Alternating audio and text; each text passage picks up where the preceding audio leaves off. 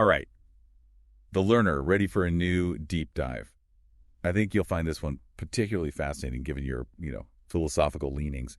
We're going to be looking at the distinction between chance and randomness, and it gets pretty deep. Yeah. We're going to be using the Stanford Encyclopedia of Philosophy entry on chance versus randomness.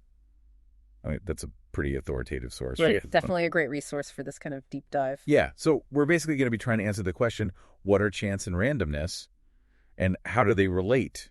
I mean, we use these terms all the time kind of interchangeably, right? Like, oh, that was so random, or I got that by chance. Right, yeah. But for us as philosophers, we have to get a little more precise with our language and our concepts. Sure. And when you actually start picking apart these two terms, it turns out that the relationship between them is actually more complex and nuanced than you might initially think. Right. So that's kind of what we're going to be doing today. We're going to be dissecting these two concepts and seeing if they really are as interchangeable as we tend to use them. Exactly. And you might be surprised by some of the philosophical implications that come out of this seemingly simple distinction. So let's start with chance. Now, the entry makes it clear that when philosophers talk about chance, they're generally talking about physical or objective probability. Yeah. This isn't about subjective beliefs or how strong our evidence is for something. Right. It's not epistemic. Right, exactly. It's about whether there is some kind of mind-independent feature of the world that we can call chance. Yeah, and that's a really key distinction because it forces us to bracket out our own limited knowledge and consider whether chance is a property of reality itself. Now, there's this idea called the commonplace thesis, which basically says that random and chancy are essentially the same thing. Yeah, that's sort of the intuitive view, right? Oh, yeah. But a lot of what we're going to be doing today is questioning whether that intuition really holds up under scrutiny. Right. So even defining this objective probability or chance leads to a lot of debate. I mean, the entry goes through different theories, like frequency theories. Yeah. People like Reichenbach and von Mises, Carnap maybe fits in there. They tried to ground chance in the long run, relative frequencies of events. Right. So basically, if something happens more often, it has a higher chance of happening. Exactly. But then there are propensity theories associated with people like Popper, Gier, where chance is seen as this kind of inherent disposition or tendency of a system to produce certain outcomes. So it's like the roulette wheel has a propensity to land on certain numbers. Yeah, exactly. And it's not just a record of past frequencies, but kind of built into how the system behaves. Interesting. And then there's the best system account from David Lewis. Right. Which is a little more holistic, trying to fit chance into the simplest yet most informative theory of the world. Right. So the chances are the probabilities that appear in the best systematization of all the facts. And so all of these different approaches, I mean, obviously there's no one agreed upon theory of chance. Right. Yeah. No single theory has won over everyone. But there are some general constraints that most philosophers agree on. Yeah, definitely. Like any theory of chance has to fit with the mathematical structure of probability calculus, so things like Kolmogorov's axioms. Right. It has to be mathematically coherent. Yeah, exactly. And then we already talked about the objectivity of chance. It can't just be about our ignorance. It has to be mind independent. Right. That's key for any kind of robust philosophical notion of chance. So what are some other important principles? Well, there's the principle, or PP for short. It basically says that if you know the chance of something happening, then your degree of belief in that thing happening should match the chance. That makes intuitive sense, right? Yeah. If you know the chance of something is high, you should be more confident that it'll happen. Exactly. The idea is to connect this objective feature of the world, chance, to our subjective beliefs. So chance should guide our expectations. Exactly. Now, what about the connection between chance and possibility? It seems like if something has a chance of happening, it must also be possible, right? Yeah, that intuition is captured by principles like the broad chance possibility principle, BCP, and Schaeffer's realization principle. Okay. They both suggest that if something has a non-zero chance, then it has to be possible. So possibility might be wider than chance?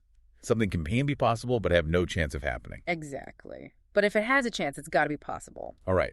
So how does chance relate to what actually happens? The frequencies we observe in the world. Like, if a coin has a 50% chance of landing heads, we'd expect to see roughly half heads if we flip it enough times, right? Right. Yeah, there's an expected alignment there. Lewis, for example, argued that those frequencies we observe actually give us evidence for the underlying chances. Okay. But it's really important to note that chance shouldn't be defined as frequency. You could flip a fair coin 6 times in a row and get all heads, which is a low-frequency event. Right, yeah. But that doesn't mean the chance of getting heads suddenly change. Right, it's still 50-50. Exactly, yeah. And plus, we talk about chances for unique events, like the chance of a particular candidate winning an election. We can't repeat that election over and over to get a frequency, right? Right, exactly. So it's more about the potential for different outcomes, not just the actual outcomes themselves. So like relevantly similar events. Right, yeah. That's where the stable trial principle comes in. When we talk about chance and frequency, we need to be looking at sequences of outcomes that are generated by relevantly similar processes. Okay, so it's the process that matters. Yeah, the process is key. Now, the entry also talks about this idea of single-case chance, which I think is pretty interesting from a philosophical perspective.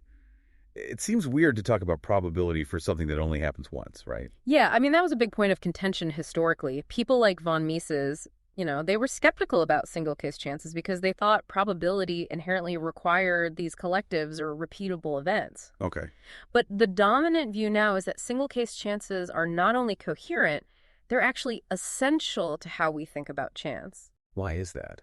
Well, think about it. A lot of the principles we talked about, like the BCP and the principle, they seem to assume that even unique events can have probabilities attached to them. So like a doctor might tell you, you have a 1% chance of a certain side effect from a medication. Right, exactly. And that's just one event, one instance. Right. And it would be pretty strange to say, well, that doesn't count as chance because it's a rare event. That doesn't make sense. Yeah, and the stable trial principle, that comes in here too, right? The chance is based on the relevant features of this particular situation, even if it's never happened before in exactly the same way.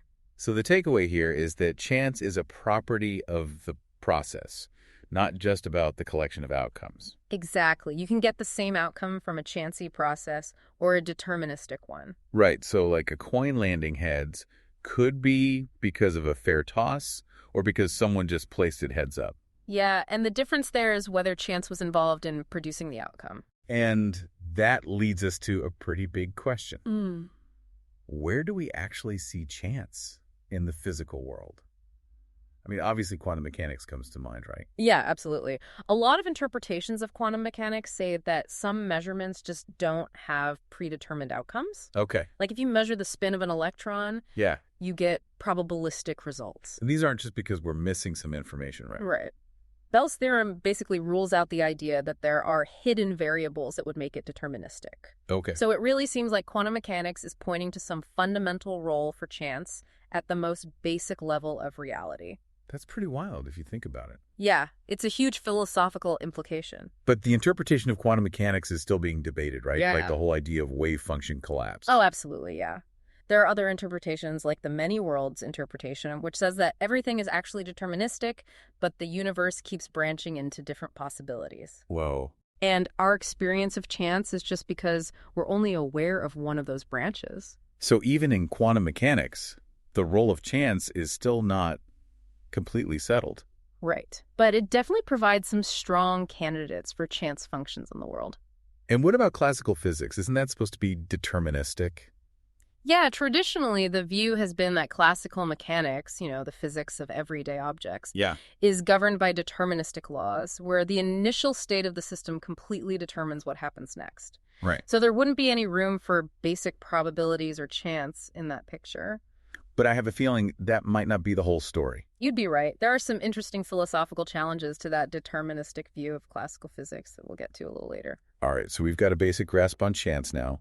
Let's move on to randomness. Now the entry talks about process randomness and product randomness. What's the difference? So process randomness, in one sense, is just what we've been talking about, like a process governed by chance. But for our purposes today, when we're looking at the relationship between chance and randomness, we're really going to be focusing on product randomness, which is about the characteristics of the sequence of outcomes that a process generates. Okay, so like whether the output looks random, regardless of whether chance was involved in producing it. Exactly. And I think that's actually important from an epistemological standpoint, right? Yeah. I mean, we're pretty bad at judging randomness just by looking at something. We see patterns where there are none and miss patterns that are actually there. Absolutely, yeah. So we need a rigorous, objective way to define what we mean by a random sequence, something that goes beyond just our gut feeling. And this is where algorithmic randomness comes in, right? Exactly. Algorithmic randomness is a really cool area where philosophy and computer science intersect. Yeah. And the basic idea is to try and define what it means for a sequence to be random without directly appealing to the notion of chance. Yeah. A lot of this theory focuses on infinite binary sequences, just strings of zeros and ones, and how they behave in this mathematical space called the Cantor space. Okay, so how do we tell if an infinite sequence of zeros and ones is random in this algorithmic sense? Well, one approach is based on this idea of typicality. Yeah. So random sequences should have the statistical properties that we expect from chancy processes. Okay. So things like obeying the law of large numbers, where the frequency of zeros and ones in the long run reflects the underlying probability. Right. And then there's this thing called Borel normality, which basically means that every possible finite subsequence appears in the infinite sequence with the right frequency. But it turns out that you can have sequences that have these statistical properties and still be completely deterministic, like the Champernowne sequence, which is just all the natural numbers written out in binary. Right. It's Borel normal, it has all the right frequencies, but it's clearly not random because you can predict the next digit just based on where you are in the sequence. So having the right statistical properties isn't enough for algorithmic randomness. Exactly. And that's why von Mises came up with his approach based on what he called the impossibility of gambling systems. Okay. So his idea was that a random sequence is one where no gambling system can successfully exploit it to make money in the long run. So no matter how you bet, you can't beat the odds. Right. And any subsequence that you pick out should have the same limit relative frequencies as the original sequence. Okay. There's a famous result called Ville's theorem, which showed that you can have sequences that satisfy von Mises' criterion, but are still biased in the beginning. Oh, interesting. So a gambler could have an advantage by betting on the more frequent outcome early on, even though no system could exploit the sequence infinitely. So von Mises' definition was too weak in a way. Yeah, it needed to be strengthened. And that's where Martin Luff comes in, right? Exactly.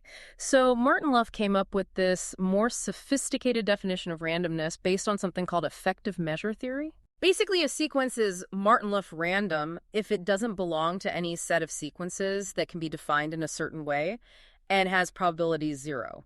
So it's kind of like saying it passes all possible computable tests for randomness. Yeah, that's a good way to think about it. And it turns out that almost all infinite binary sequences are Martin Luff random. Right. And importantly, these sequences do satisfy the law of symmetric oscillations, which was the problem with von Mises' definition. Okay, so that fixed the loophole. Exactly. But there's a problem with Martin Luff randomness too, right? Yeah, the main limitation is that it only really applies to infinite sequences. But as philosophers, we often deal with finite events and sequences as well. Right, and intuitively, some finite sequences seem random, even though they're not technically Martin Luff random. So how do we deal with that? Well, that's where Kolmogorov complexity comes in. It offers a different way to think about randomness, particularly for finite sequences. Okay, how does that work? The idea is that a random sequence should be incompressible. There shouldn't be any shorter way to describe it than just writing it out in full. Okay. So the Kolmogorov complexity of a sequence is the length of the shortest computer program that can generate that sequence. So like a long string of zeros would have a low Kolmogorov complexity because you could just write a program that says print 0 1,000 times. Exactly. Yeah. But most sequences don't have that kind of simple pattern, so their Kolmogorov complexity is close to their actual length. So they're basically irreducibly complex. Yeah, that's a good way to put it. Now, the entry also talks about prefix-free Kolmogorov complexity. What's that about?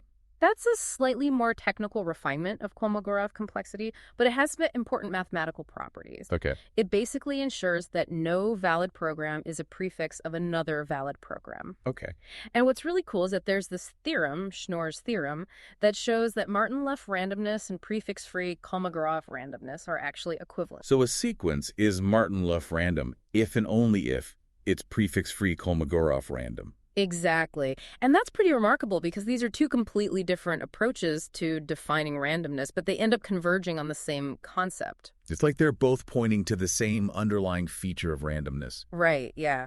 It's a powerful result. And some people even call it the Martin Luff-Chaitin thesis by analogy with Church's thesis and computability theory. So they're saying these formal definitions really capture the essence of what we mean by randomness. Right. But the entry does express some skepticism about this thesis, right? Yeah, I mean, there are still some reasons to think that randomness might be even more complex than these formal definitions can fully capture. Yeah. There are other conceptions of randomness, like epistemic views that focus on unpredictability. Yeah. And some people think that randomness is fundamentally tied to indeterminism in the physical world. Plus, Porter has this work showing that different precise notions of typicality can actually diverge. So maybe there isn't one single correct way to define a typical random sequence. Okay, so KML randomness is a good framework, but it might not be the whole story. Yeah, that's a fair assessment. But for our discussion of the relationship between chance and randomness, we're going to take KML randomness as our representative algorithmic definition. Okay. Because the main points we're going to be making don't really depend on the specific details of how you define KML randomness. All right, so let's go back to the commonplace thesis, which says that random and chancy are basically the same thing. The entry introduces a refined version called RCT, the refined commonplace thesis. What does that say? So RCT says that an outcome happens by chance if and only if you were to repeat the same trial over and over again. Yeah. You would get a random sequence that includes that outcome. So like if you flip a fair coin a bunch of times, right, you expect to get a random sequence of heads and tails. Exactly. And each individual flip is chancy. So that's kind of the intuition behind RCT. It seems plausible, but the entry is going to argue against it, right? Yeah, that's right. We're going to see that there are cases where you can have chance without randomness and cases where you can have randomness without chance. Okay, so let's start with chance without randomness. How is that even possible? Well, one way is through these things called unrepresentative outcome sequences. Imagine flipping a fair coin an infinite number of times and getting all heads. That would be really weird. Yeah, it's incredibly improbable. The probability is actually 0. Yeah. But each individual flip is still chancy, right? Right, it's still a 50-50 chance each time. Exactly.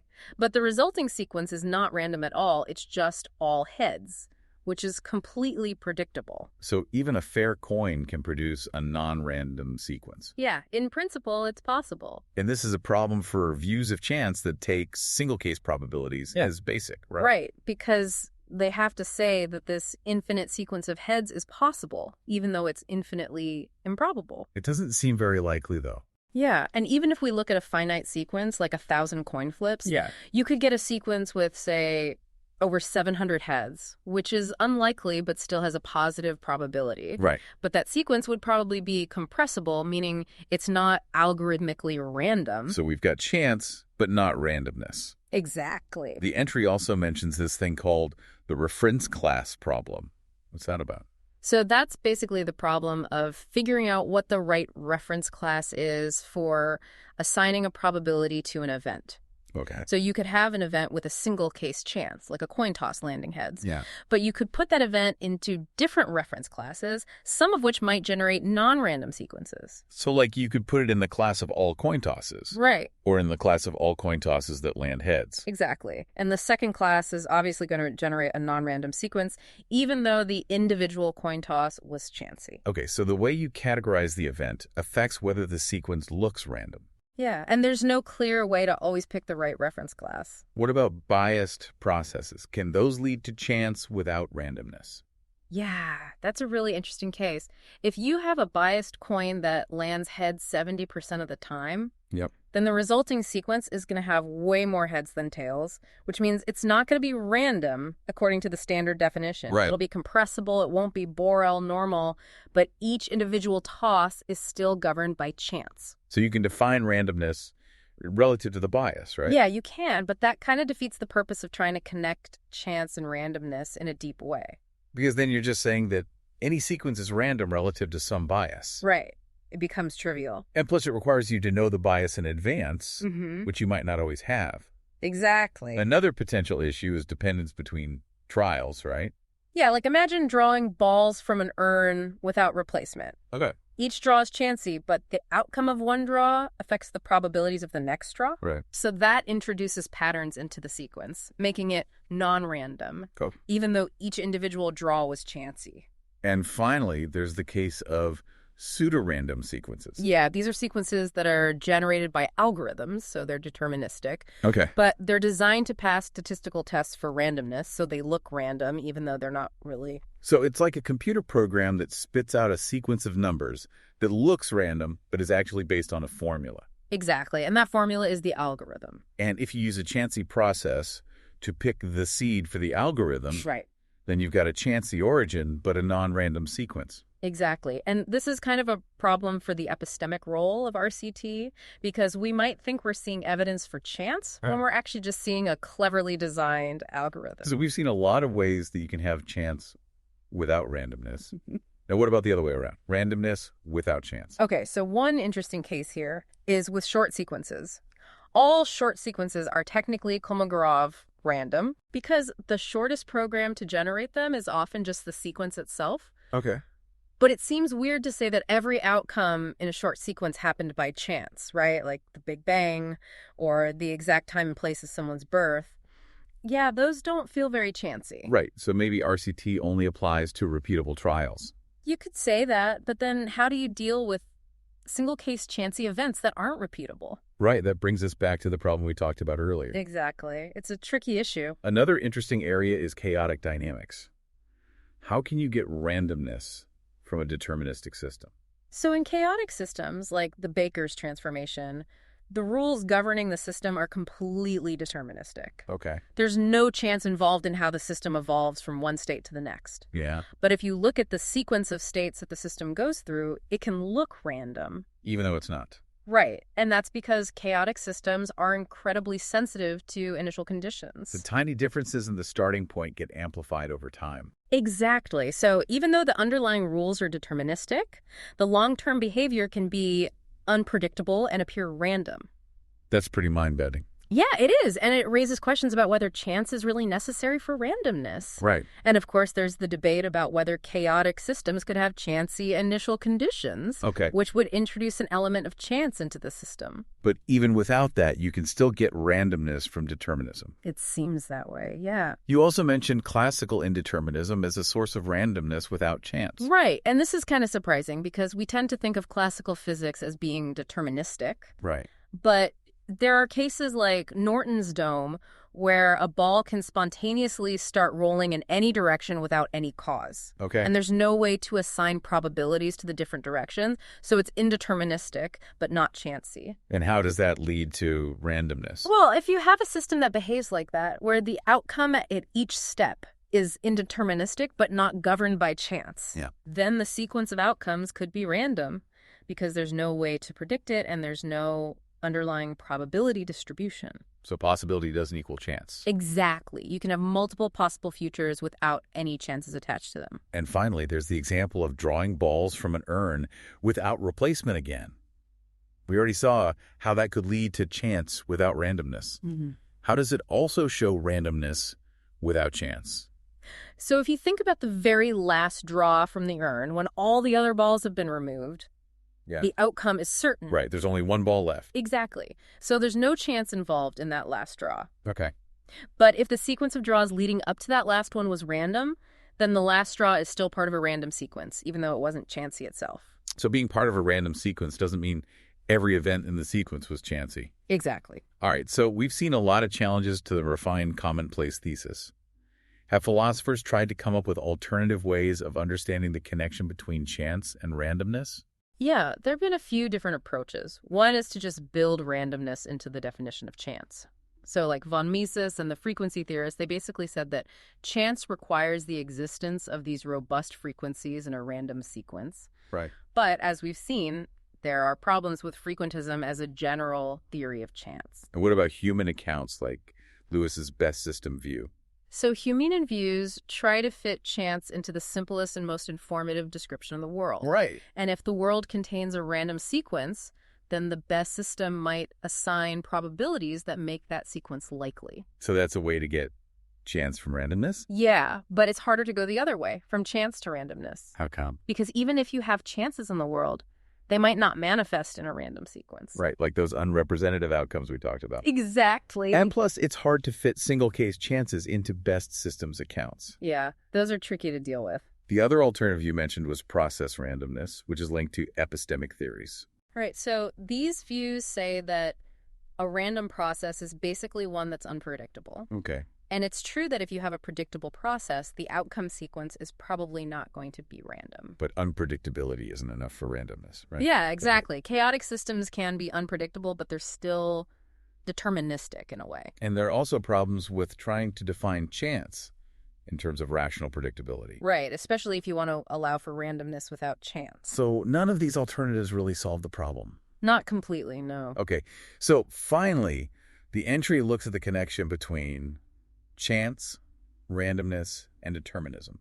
Can you walk us through that argument? Sure. So the argument starts with this premise, P1, which says that something is chancy if and only if it's indeterministic. Okay. And then there's P2, which says that a sequence is random if and only if it could be produced by a repeated indeterministic process. Okay. And the hope is that if these premises are true, then they would imply RCT. But both premises are really controversial. The whole question of whether chance and determinism are compatible is a huge debate in philosophy, with some people arguing for deterministic chance and others rejecting it. So P1 is already on shaky ground. Right. And then there are cases like Norton's dome, which seems to be indeterministic but not chancy. So P1 is definitely false. Yeah, it looks that way. And what about P2? So P2 is also problematic. There's a theorem, Theorem 8, that shows that you can actually get random sequences from deterministic systems. So randomness doesn't require indeterminism. Right, and we've already seen that chancy processes can produce non-random sequences, so P2 is false too. And even if you weaken P2 to say that a random sequence is one that would be produced by a repeated indeterministic process, that's still controversial. Right, and it doesn't really solve the problem. So the attempt to link chance and randomness through determinism doesn't really work. Yeah, it runs into a lot of problems. Okay, so it seems like chance and randomness, while we often use the terms interchangeably, are actually pretty different concepts. Yeah, I think that's the main takeaway here. Chance is really about objective probability, about the processes that generate outcomes. While randomness is about the patterns, or lack of patterns, in the outcomes themselves. Exactly. And the connection between them is a lot more subtle and complex than we might have thought. And as philosophers, I think this has some pretty big implications for how we think about causality, predictability, the nature of physical laws, and even probability itself. Absolutely. Yeah, it forces us to really examine our assumptions about how the world works. So the learner, as you continue to ponder these deep philosophical questions, we leave you with this. The next time you encounter something that seems random or that you attribute to chance, think about the distinction we've been talking about today. Could that randomness be coming from a deterministic system, like those chaotic systems? Or could a genuinely chancy process produce an outcome that doesn't look random at all? These are the kinds of questions that philosophers are still grappling with. And that's what makes this such a fascinating area of inquiry. So keep those questions in mind as you continue your explorations. And thank you for joining us for this deep dive.